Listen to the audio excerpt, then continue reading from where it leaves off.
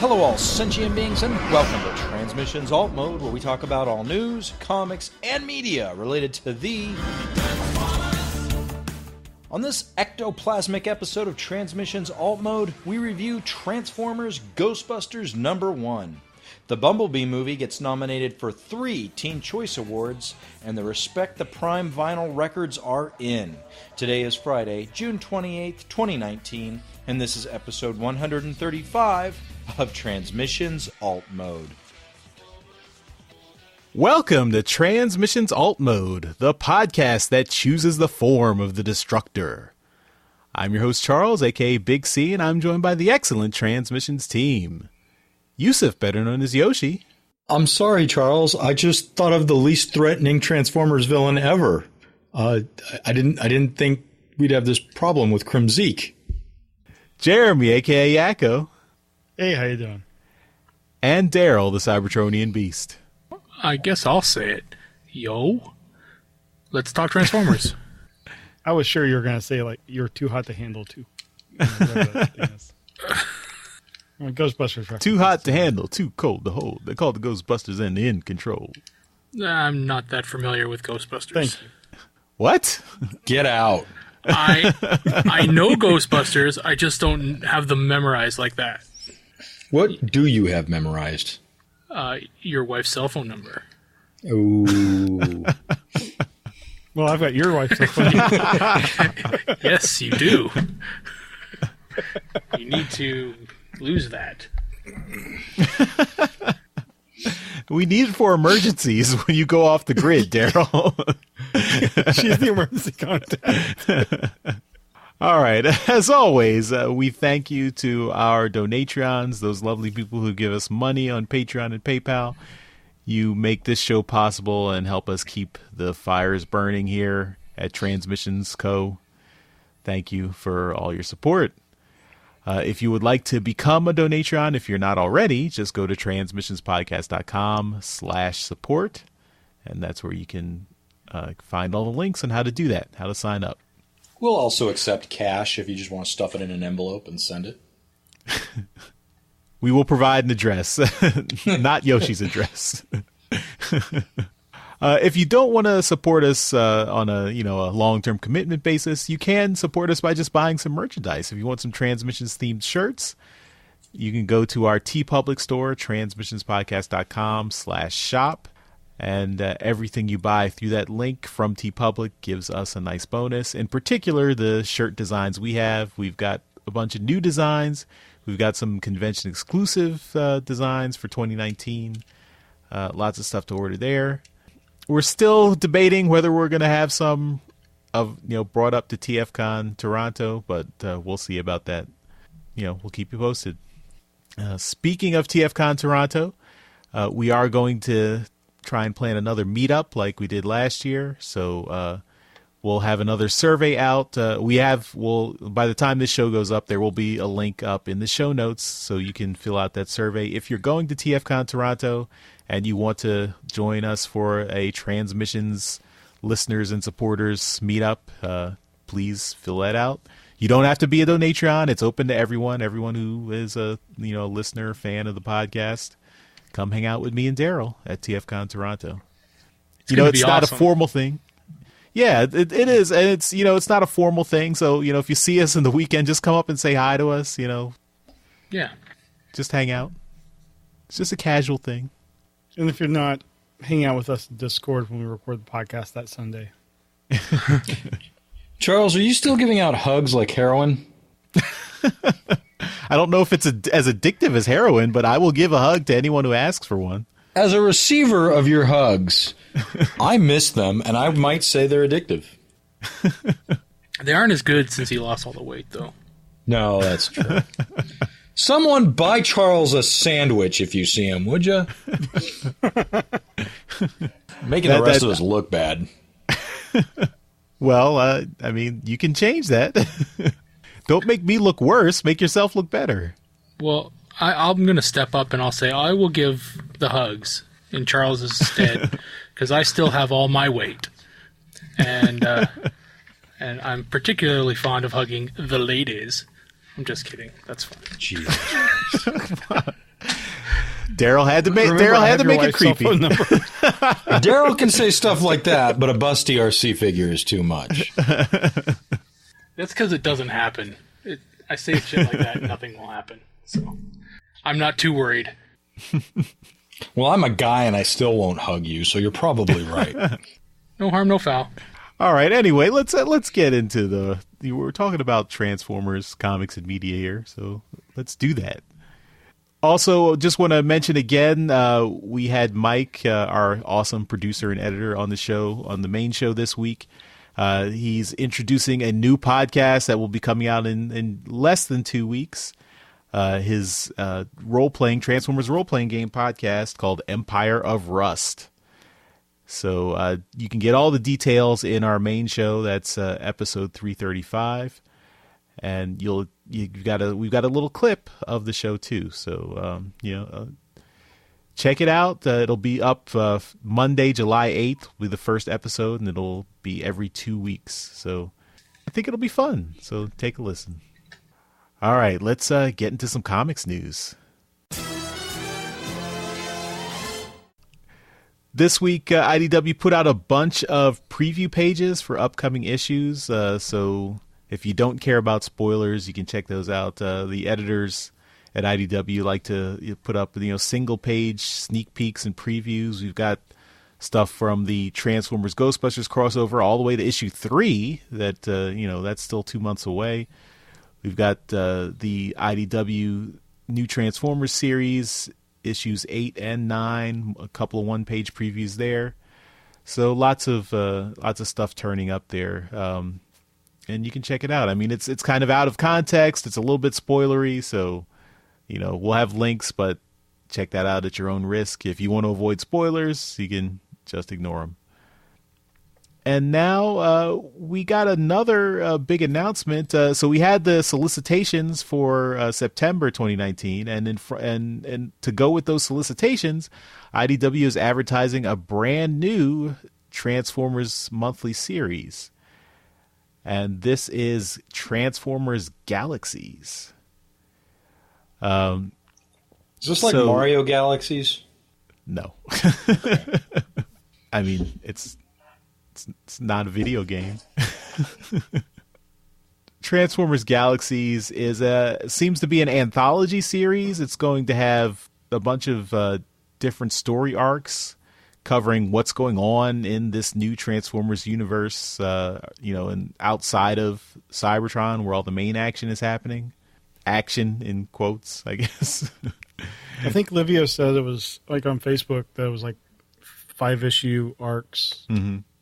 Okay, and this first arc that's starting in September is going to be focused on the Constructicons. And yes, drawn by Livio Ramondelli and written by Tyler Blazinski, who is the founder of Vox Media. So, okay. Somebody called in a favor. Yeah, I was like lurking on his Twitter after the announcement, and he actually has like stuff going back a couple years. Like I think the idea is something that he has wanted to do for a while. And when you don't have to worry about worry about money because he's made all his money, now you can do passion stuff. Mm-hmm. But who knows if it's going to be good? Yeah. Or not. What else has he written? Nothing that I can see. Vox Media. he's written media like news stories and stuff. SB Nation and Vox Media. Okay, so I mean he's a passionate fan. I'll give him that. We're all passionate fans. Passionate fan with a money. lot of money. But I mean that doesn't make us good writers. So again, we'll give him the benefit of the doubt. We'll read that first issue or two, but it's kind of our job, Daryl. That's what we do. We're not gonna completely sign on for this thing because it's just because it's Transformers. We're gonna be very critical of it, maybe even more so because he's a new writer. Yeah, one thing I would hope is like during the autocracy, monstrosity, and primacy, Livio got to be involved in the actual plotting and storytelling stuff. So I'm hoping he would be able to help with this too, someone with experience. And then I would like to say the editors at IDW would help, but my faith in those are not very high right now. Yeah. So, so that's the announcement for the new series starting in September, and we also have all the solicitations for the new comics in September, starting with Transformers number 13.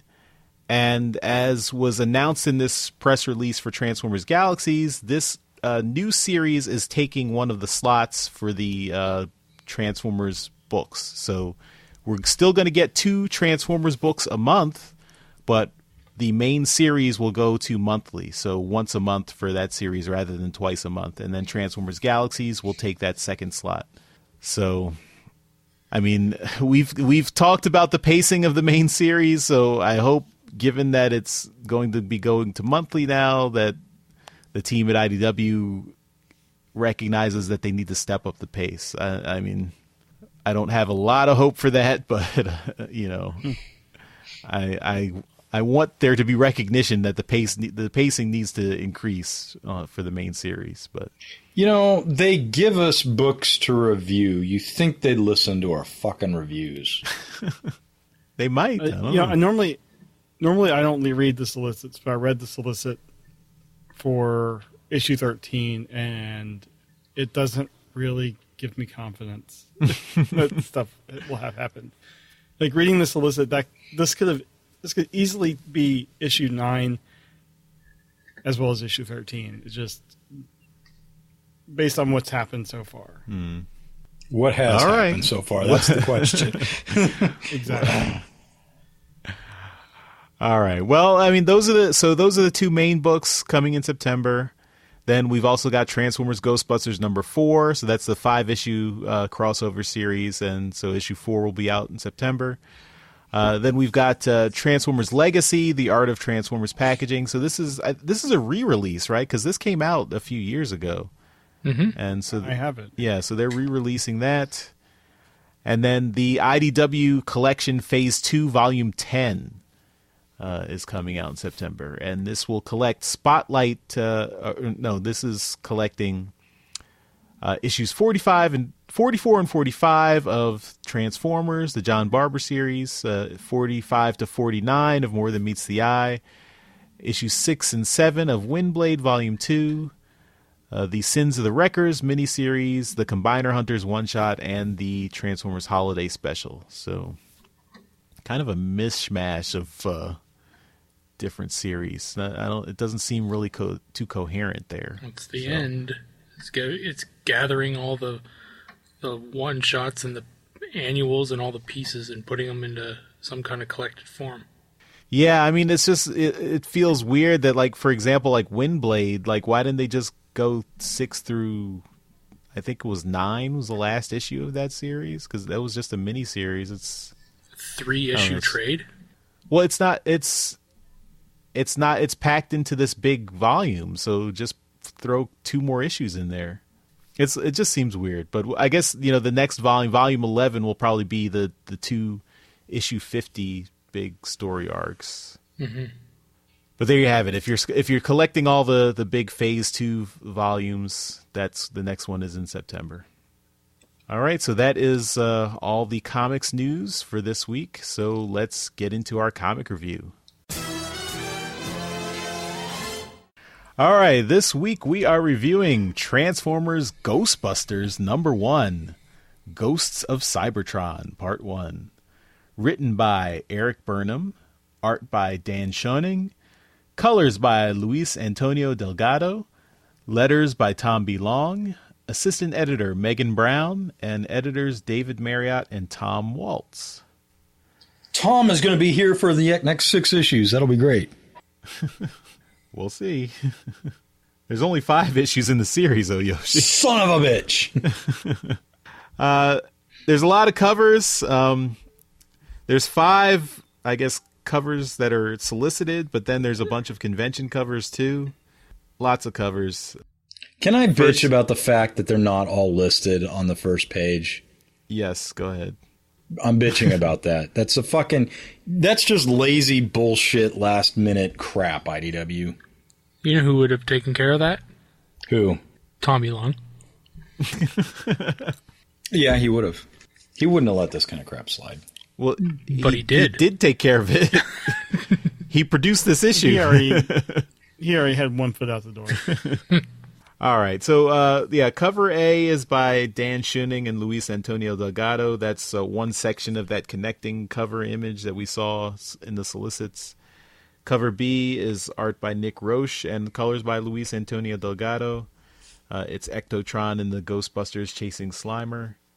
Cover RIA is art by Alex Milne with colors by Josh Perez, and is a nice image of Ectotron and the Ghostbusters. That's also RIC. It's the same art on the foreground with no background, and the same art by Alex Milne and colors by Josh Perez. So, my God, I just noticed that too. I thought they were different with entirely different freaking covers. I'm like, oh, Alex and Josh have two of the exact same two covers for this. Oh, and now they're actually just the exact same art with one with a background and one with not. Oh my goodness. All right then. And then, yeah. And RIB is art by Paulina Ganucheau with assists by Kendall Good. And that's Ectotron taking on the Stay Puft Marshmallow Man. We've got the convention covers. I'm not sure. I guess the first one is probably that Mark Gallagher guy? Nope, it's Clayton Kane. Oh, Clayton Kane? Okay. You can see his signature at the bottom. Okay. It's a Virgin variant, or textless variant, they call them.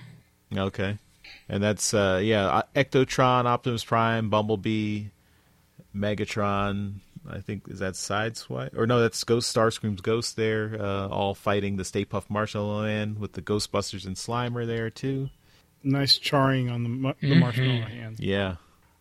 We've got the con cover. That's Ectotron holding up a portrait of the real-life Ghostbusters and Ivan Reitman, and a photo from the production, the 1984 production of Ghostbusters, I think. Or is that Ghostbusters 2? Well, don't ask Daryl. He hasn't seen the movie. I've seen I guess it. it's Ghostbusters. It's got to be 2. Yeah, it's 2 because Winston doesn't have his mustache, so it's got to be Ghostbusters 2. Well, I think, did one have the LED display thing? No, it didn't. You're right. Yeah. And we know. We know our Ghostbusters. And then the SDCC cover, which is the exclusive white Optimus Prime, the Ghostbusters color scheme, MP Optimus Prime, with the Ghostbusters flying through some kind of 3D scape, like the opening to one of the classic G1 cartoon episodes. I guess that's the season 2 opening. And Prime has his I guess he's got an Energon axe is it a proton axe now for slicing ghosts with the Ghostbusters? Yeah, it's got, it looks like it. Yeah. I would guess it's Dan Schoening as well. Yeah, it's the Ghostbusters look the same style. Right. Yeah, and I don't know who did the art for the con cover as well. That's all right. So Yoshi, which of these covers do you like? I made this choice before I realized who did the art. My favorite is the RI-A, the Alex Milne cover with the Ghostbuster station in the background. Mm-hmm. I also think the worst cover is his cover RI-C without the Ghostbuster station in the background. And the reason I say that is because if you look at it, like all the ambient coloring is still on Ectotron and the Ghostbusters, but there's no light source for them here, and it really bugs my eyes. I think it's probably more the editor or whoever just photoshopped out. Yeah, they flattened the image and then they photoshopped it out. It's just fucking. I don't know. It's such an eyesore to me, though. All right, Daryl, which cover do you like? Well, I have no idea about its availability or where we'll be able to get it, but I really like the Clayton Kane one. He's a very talented artist that's mainly known for doing covers, but he's done some work on the Marvel Carnage series, and I think he's got some of that coming up soon. But that image of the bots fighting in front of or behind the actual Ghostbusters, and and the charring, like Jeremy said, on Stay Puft's hand, like the hole in his hand and all of the gooey marshmallowy-ness of it all just looks amazing. I really like that one a lot. But like when I usually choose one of these like really hard to find covers, I like to choose a regular one just to have going with it. And I have to say I really do like the cover B, the one that's been kind of shown with everything. It's just kind of it's a fun cover. You know, you've got Ectotron carrying the Ghostbusters, Slimer out in front, and Ghost Starscream kicking it in the back. You know, just looking all Starscreamy. All right, Jeremy, which cover are you picking? I'm gonna go for cover A. I think Dan Schoening is the regular Ghostbusters artist, so you know it's kind of his style and take on the I guess the enemy of Ghostbusters. But I thought his Transformers were actually pretty good, and we know what we get from Alex and Nick, and I mean those are excellent. But I think for a non-Transformers guy, coming and we've seen some really bad Transformers covers before from non-regular artists, and I thought he did a good job, and I'm interested to see the whole cover, like the connecting thing. All right, so I am going to go with Daryl and pick cover B, the Nick Roche cover. I think that is, I agree with Daryl that that's a nice image. It captures the characters, and you've got Ectotron, you've got Slimer, you've got Ghost Starscream, you've got all the Ghostbusters. It's just a really nicely composed image. Mm-hmm. And the colors, Luis Antonio Delgado, I think the colors really pop there too. I think it's really a nice cover that came out really well. All right, well, let's get into the story. Thousands of years ago, a civil war raged on the planet Cybertron. After the Autobots fled the planet in their spaceship, the Ark, the Decepticons declared victory. But this triumph was short-lived. A giant portal, not unlike a space bridge, suddenly appeared, and a familiar yet different robotic figure stepped through, flanked by her two metal beast terror dogs. The Traveler, Gozer the Gozerian, has come to Cybertron. Megatron demands this new arrival explain herself or face his wrath. Shockwave advises caution, but Starscream is too high-strung. He fires his shoulder cannon at the stranger, but she easily deflects his blast.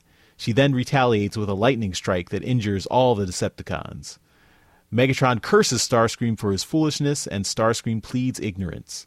Ever the coward, Starscream wants to run from this new threat. But Megatron does not back down. He approaches the portal and confronts this Traveler. The Terror Dog bots try to stop him, but he swats them away and continues forward. He comes face to face with the Traveler and asks why she has come to his world. She answers simply, she has come to destroy it. And she gives him the choice she has given many times before on many other worlds. Choose the form of the Destructor. But before Megatron can answer, she says the choice has been made. Megatron is confused since he made no such choice, but Starscream might have. Shockwave asks Starscream what he means. Starscream stammers. He just had a stray thought, a fleeting of imagination. Megatron angrily demands to know what he imagined. Before Starscream can answer, the horror appears. A giant King Starscream with the Autobot matrix around its neck and the heads of Starscream's most hated enemies, Skyfire, Megatron, Shockwave, and Optimus Prime. This is the monster come to destroy Cybertron. Megatron promises Starscream will pay for this, but right now he must rally the Decepticon army to save Cybertron. But they failed. Cybertron was destroyed along with the Decepticons. 1,000 years later, the Ark, home of the surviving Autobots, is traveling through the cosmos. Scientist Ectronimus Diametron is surprised by the readings coming from his sensor array. A Cybertronian signal has been detected on a nearby planet, but Cybertron is long gone. What could this signal be? The other Autobots are skeptical and tease their friend Ek. But Optimus Prime agrees that the signal looks promising. Ectronimus is excited and is ready to go with a full team, but Prime isn't ready to commit more resources yet. Ectronimus will go to investigate this signal alone. So he prepares for his trip to an unassuming blue planet the locals call Earth. Meanwhile, in Brooklyn, New York's finest have found themselves in another jam. The Ghostbusters car, Ecto-1, has been trapped in a sinkhole on the road, caused by the latest specter they've been chasing. Winston Zedmore checks to make sure everyone got out of the car all right, while Ray Stantz laments that they lose more cars this way. Egon Spengler assesses the damage and says it's not a total loss. They can hoist it out of the hole and get it repaired. Peter Venkman agrees, but right now he's more concerned with blasting the ghost that caused this mess in the first place. As the Ghostbusters move in on their fugitive spook in Prospect Park, a spy satellite floats overhead, taking interest in and scanning the disabled Ecto-1 vehicle. And with a faint, suddenly there's a second Ecto-1, complete with the Ghostbusters logo parked on the sidewalk. But the Ghostbusters don't notice any of this. They're too busy dealing with a nasty giant green tentacle monster.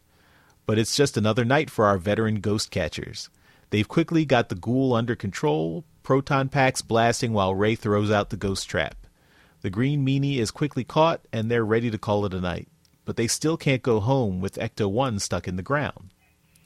When the Ghostbusters head back to the car, they're surprised to find Ecto-1 in pristine condition parked on the sidewalk, rather than stuck in a hole in the ground.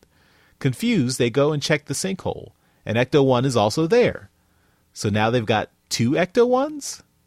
Before they can puzzle about this further, Egon checks the PKE meter to see if this is the work of another ghost.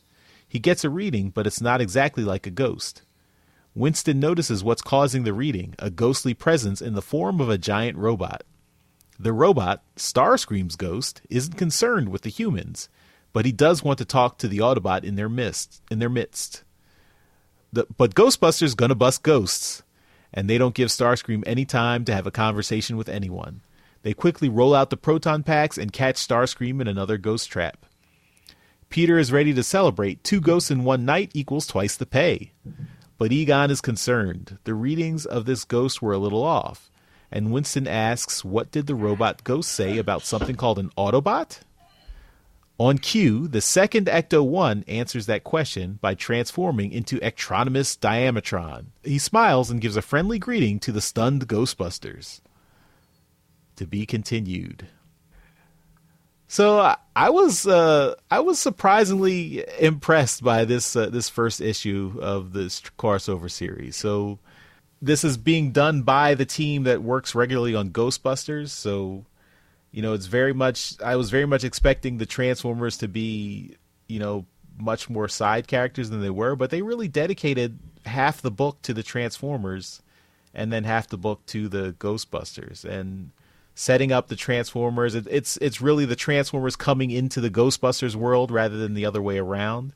And I like this setup. I like how they've created this new kind of premise here where Cybertron was actually visited by Gozer way before she came to New York City in 1984. So I really enjoyed this setup, and I'm curious where it's going to go. And I think it was a nice way to blend the two franchises. The art I thought was really well done. In particular, the Transformers art done by Dan Schoening here was very much classic G1 style. I liked rendering Gozer as a G1 style Cybertronian. That was cool, and the Terror Dogs as well. I guess for me, the one thing I don't like is the style of the Ghostbusters. I mean, I know this is the style that they've used in the Ghostbusters comics for a long time. I haven't really been reading the Ghostbusters comics myself, but I kind of prefer the designs that were used in the original animated series from the 80s. And these ones, their heads just look really weird in these designs here, and I don't. I would just prefer them to be more in that the animated style, but I mean that is a stylistic choice, so it's something I will get over, but it's something that I don't like as much. So, Jeremy, what did you think of this book? I really enjoyed it too. The style didn't really bug me as much. I mean, I haven't really read the Ghostbusters comics either, but I'd seen enough of the art just here and there. that when I saw this, I knew what they were doing. I knew that it was just the style of the current, comic Ghostbusters. So they're not going to change. And I agree that the Transformers looked very good, and I was expecting Ectotron to stand out a little bit more, but they did a pretty good job making him, fit in with the style of the G1 Transformers. I thought the premise is really interesting, and I'm wondering, how, like, we know Megatron is going to show up because he always will show up. But with Cybertron being destroyed, I'm wondering how that how that plays out. So, like, lots of good story questions, really good use of Starscream's ghost, and I like that. You always get the fight whenever two groups team up, and it was basically they just put Starscream in a trap and not really even a battle. So I thought that was really cool. And actually, if you look at the smoke in the trap, it's a Decepticon logo. I just noticed that. Oh, interesting. So that was neat. And obviously, we'll have the next issue. I'm sure they're going to find a way to either get him out or talk to him. And I don't know. This is a really good premise. I'm really looking forward to the next issue. Yeah. Also, I don't know if you noticed, like, some of the architecture around Gozer's, like, portal. You see the Quintessons there, like Quintesson statues. I think that was more on just it was already there because the Decepticons had taken over. Yeah, but I think it wasn't her portal that appeared there. But I don't know. I took that as it was already, like, the part of Cybertron that she showed up at. Maybe I don't know. I thought it was part of her portal, but it's destroyed anyway. Since we're talking about that spot, I want you to look at the roof of her little area there. Oh, okay. Recognize that? Mm-hmm. That's from the 86 movie, the opening credits. Oh yeah, you're right. Yep.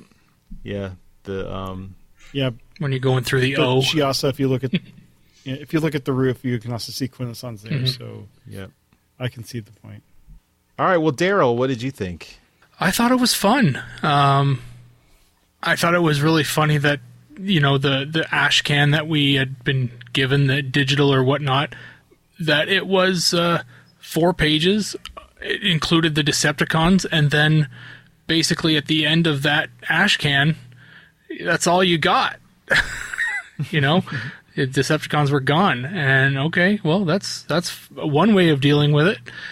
I didn't mind the way that the Ghostbusters were drawn. I thought they were drawn kind of fun. It's that is the style that they do them in. That's fine. It's I don't mind it at all. It's comic books. I'm not expecting them to look realistic or anything. It's a fun, and each individual a Ghostbuster has their own style of, like, they own their own way of looking. So I think it looks pretty good that way. I have huge props for Dan Schoening for the way that he drew the Transformers in this. It is, as we know from previous incarnations, it's not easy, and he did a really good job. So not only can he do a fun Ghostbusters looking book, but he can do a Transformers looking book too. So yeah, and the story moved along pretty well. I thought it was a great first issue.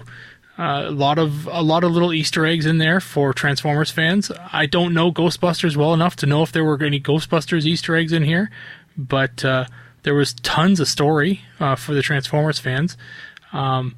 The critique or the nitpick I would use is that the Autobot Decepticon symbols are stamps, and that's just something that just grinds on me. But other than that, I thought it was great. Really, really fun. It's moving along. It's moving faster than the regular series. So here we are, issue 1, and we know a significant amount about a lot of stuff so far. So yeah, I will say it was a really quick read. Oh yeah, yeah. Daryl, just to clarify my point. I didn't want the Ghostbusters to be drawn like their movie likenesses. I meant the animated series, like the cartoon images that they have from the animated series. That was my preferred style for, Gotcha. like a cartoony look. And that's the only thing that was a little bit jarring for me. But yeah. All right, Yoshi, you get the last word. Sir. What did you think? This was really good. This is the exact opposite of the main Transformers book. It's really good. The strongest part for me is the art. The art is simply amazing. I had some trouble with interpretations of Transformer characters. I don't think they would say the things they said. Particularly Shockwave didn't hit home with me, but I can let that slide. I mean, there's so much good going on here that I'm really looking for shit to bitch about. But I kind of feel like I could pick this book up and be happy with life. I do feel like, though, as a whole, this is more of a love letter to the Ghostbusters movie more than Transformers anything. And because of that, I'm kind of with you, Charles. I wish they had gone with the real Ghostbusters look or even tried to capture the movie characters. Mm-hmm. It's weird that they would focus so much on the 84 movie and not try and render characters closer to that, to me. I'm a little annoyed that we get to see them trap a couple of ghosts, but we don't see a single Transformer transform. The first one where Ectotron transforms, they're actually showing the panel he should be transforming in, but they just didn't draw it. Because if you look at the next one, there's just a fucking car there. It's like, here are the words, but you're not going to see anything. And yeah, both transformings either don't happen or are pointed or are off screen. That kind of bugs me. Good God, these guys, this artist, this team of people really did clearly burn the midnight oil to get the G1 look down, and I applaud them. This was a good book. Shit happened. It wasn't boring, and because it wasn't boring, like Jeremy said, it was a fast read. I'm curious where they're going with it too. I'm ready for issue 2. Yoshi, just to nitpick your nitpick, on page you 1, fucker. You on page 1, you do see Trailbreaker transforming. Do you really? See it. Yeah, look at the center of page 1. You can see Trailbreaker going from like Cybertronian hover car mode to robot. You know what? I got fucked up with the watermark. Yeah, okay. It's hard to see underneath there. Okay, well then you still got to admit though that one panel where Ectotron is like, you're supposed to be able to see it happening, and you can't. I took it as he was transforming, but in the bushes, and backed out as the Ecto-1. Well, I mean, you can see the grass is messed up behind him, so I thought he was like in front of the panel and then drove under the grass. Clearly, nobody knows what's going on. What I know is this is not Tom DeLonge's fault. That's what I know. Right, and we are going to miss him. I mean, just all of the sound effects in this book, fantastic. Mm-hmm. Mm-hmm. And I do also want to give props to Dan Schoening for all the G1 Cybertronian modes. We've got Tetrajets, we've got Bumblebee in his hover car mode, we've got Laserbeak, Cybertronian Laserbeak there, all on that first page. That's a really Wheeljack's in the background there. Oh yeah, that's really cool. The guy did his homework. Well done. Yep. All right, well, very positive start to Transformers Ghostbusters, and we are looking forward to the next issue and the continuing of this crossover series. Quick aside on this before we let it go. Do you think we're just tainted by the lack of a good story going on right now, that this is just any high water mark is a good high water mark? Yeah. I liked the book, but I'm thinking like I was ready for anything to be better, and I was gonna fucking jump all over it. Okay, look at Mars Attacks versus Transformers. Yeah. Epic. That came out when a lot of other good Transformer books were coming out, and we loved it. I think this is in that same vein of something that has no right to be as good as it is, regardless of what else is coming out. It's just a really enjoyable comic. Yeah, I mean, we can compare it just recently to the Star Trek Transformers crossover. I think this one is a much stronger start than that one, and it's that they're just within 6 months of each other. And that one, I think, it was also trying to kind of capture those two properties and put them together. I don't think it executed nearly as well as this issue here. All right.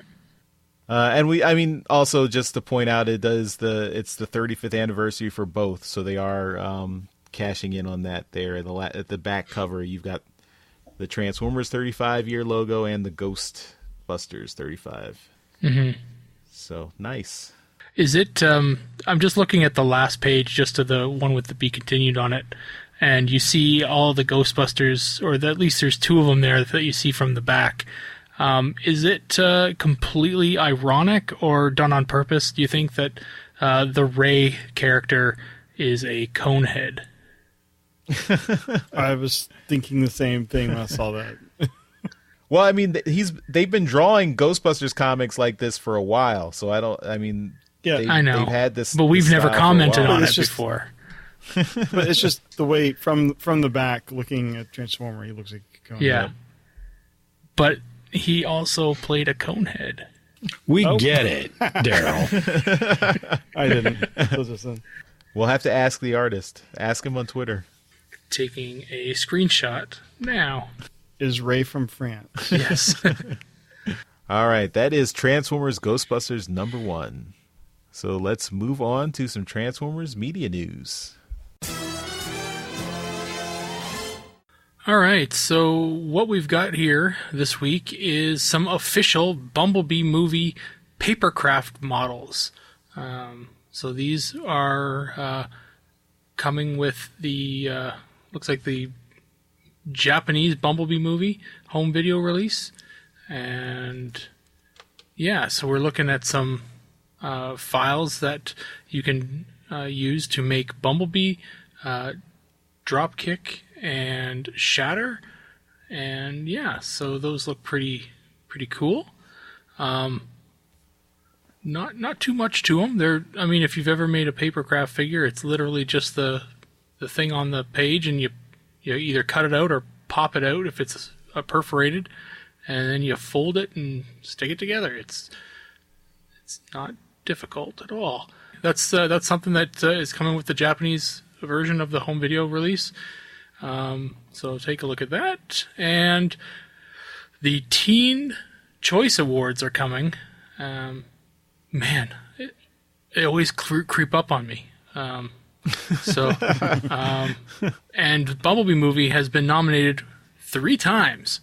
So it has been nominated for Choice Action Movie, Choice Action Movie Actress for Haley Steinfeld, and Choice Action Movie Actor, some guy. I can't see the name, Daryl. I don't get that joke, but okay. I'm just going to keep playing until you say the name.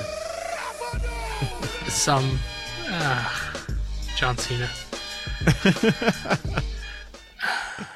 You're so thoroughly disgusted. It's hilarious. I hate wrestling so much.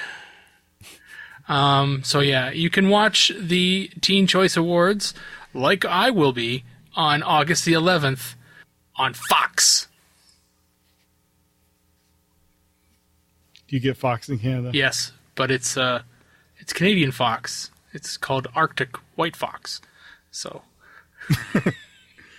it's cleaner, and it's August the 11th is a Sunday, so I don't know, we might have it as we record. Probably. Anyway, that's it for movie or media news this week. All right, let's move on to some convention news. All right. We mentioned this in the toy show, but also it bears repeating here. The Respect the Prime albums have arrived. They are in the hands of Jimmers. He has posted pictures on Facebook of the actual albums, and we'll have links here in the show notes to you get the purple one, which he described as like a grape lollipop color, and then the red one. And if you have ordered one, you can pick it up at TFCon Toronto. So I'm not sure if you need to contact him first or not, but he posted on Facebook that you can pick it up at the show. That's awesome. And then also, TFCon, I took that as he'll have them available to be purchased at the show, not that if you've already ordered it, you can pick it up. It says, the quote is, if you ordered a Respect the Prime vinyl, you may pick it up at the show. I see. So you interpret that as you may. That could be dangerous. But also, TFCon has announced that Sarah Peter DeRoche is going to be returning. She's going to be at TFCon Toronto. SPD. And and she's done work on. It says here the Transformers. Yes, I think she did some work on that last issue that we reviewed. Also, Lost Light, Taller One, obviously, and I believe she's done some work on the trading cards too. So, I believe she's art director at Volta. Yeah, she started with packaging art for Titan's Return and Combiner Wars, maybe. Yeah, so if you have any cards that she did, bring them and have her sign them. So that is it for convention news this week. All right, let's finish up the show with a tiny bit of feedback. And if you would like to leave feedback, you can do so by heading over to transmissionspodcast.com/feedback. There you can leave us a voicemail. We really want your voicemail, so send us a voicemail. So this week, we've got something from Discord. This is user Manny Cara, and they write, review Transformers animated 2007 episodes when there is no comics. Available legally on, is it tubi.tv? Tubi.tv? tubi.tv. So we've got access to the shows legally. And this is our Discord user's recommendation for the next time we don't have a comics review, guys. Yeah,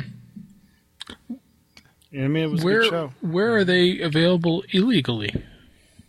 They would be on your hard drive. Yeah. I like Transformers animated. Yeah, that's a good suggestion. It was very different. Yeah, I mean, Yoshi would probably hate it, but it's basically a retelling of G1 in a stylized formation. Gotcha. But it's a lot of fun. All right. Well, that's it for feedback this week. Again, if you want to leave us some feedback, head on over to transmissionspodcast.com/feedback and shoot us an email or join us on Discord or just let us know how your day is going. Back to you, Charles. All right, well, that'll do it for this episode of Transmissions Alt Mode. Thanks, everyone, for listening, and we will see you next time. Bye-bye. Bye. Bye. Later. Hey everyone, thanks for listening to this episode of Transmissions. But just because this episode is over doesn't mean the Transformers fun has to stop. Join us and other Transformers fans on our Discord chat server by visiting transmissionspodcast.com/discord. If you would like to learn more about how you could support the Transmissions Podcast, just visit transmissionspodcast.com/support. Thank you all for listening, and we'll see you again next week.